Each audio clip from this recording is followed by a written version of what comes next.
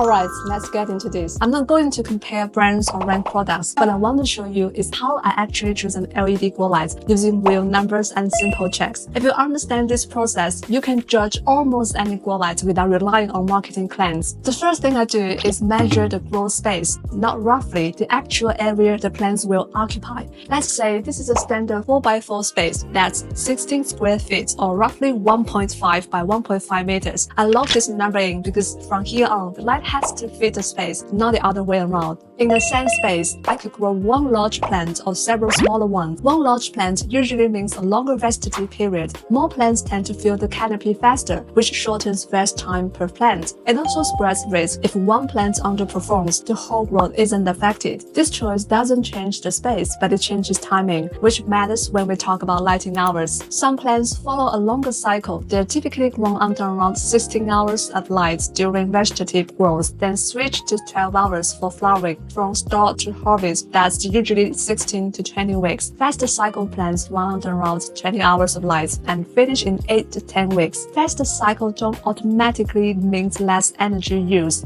They just distribute light differently over time.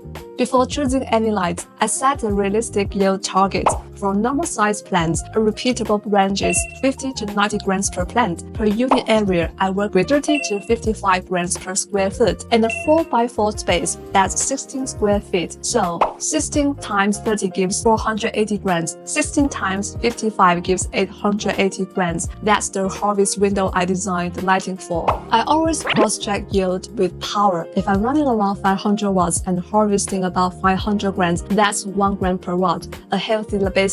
With good control, 1.3 to 1.5 grams per watt is achievable. Once plants go much higher than that, I want to see the full setup, not just the number. Once I know my space and yield targets, I decide how much light the canopy needs. For most flowering crops, an average PPFD around 800 micromoles gives the best return. Below that, yield usually drops. Above that, efficiency drops unless everything else is optimized. That's why I use 800 as a working target. Modern high-efficiency LED fixtures typically deliver about 2.5 to 2.8 micromoles per joule. Using that range, a practical rule of thumb is about 30 watts per square foot or 330 watts per square meter for longer cycle plants. In this 4x4 space, 16 times 30 gives to 480 watts. That lines up with the yield and PPFD targets we just said. For faster cycle plants, intensity can be lower because the lights stay on longer. In that case, around 850 PPFD works very well. That translates to 20 watts per square foot or 230 watts per square meter. Same space, different strategy, different power requirement. Most modern grow lights use very similar spectra.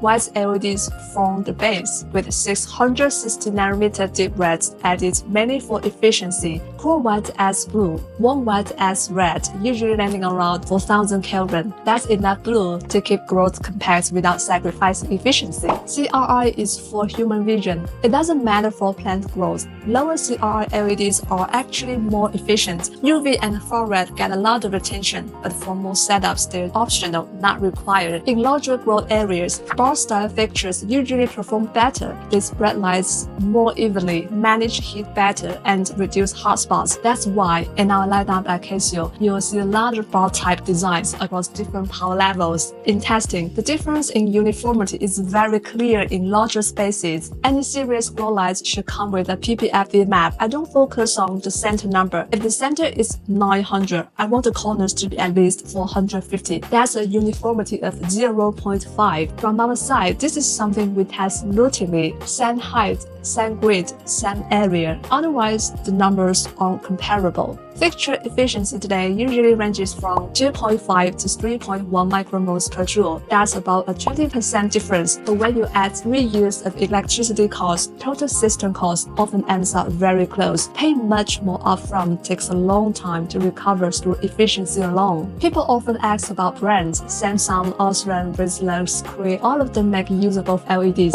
Meanwhile, it's well known for drivers, but there are also other reliable manufacturers. What really matters isn't the logo Google. It's chip binning, driver loading, thermal design, and manufacturing consistency. We've seen lights with top-brand components still fail early, simply because the system design wasn't right. A good LED grow light isn't defined by one number. It's about matching, space, growth cycle, light intensity, distribution, and long-term stability. Once you work through this process, choosing a light becomes straightforward.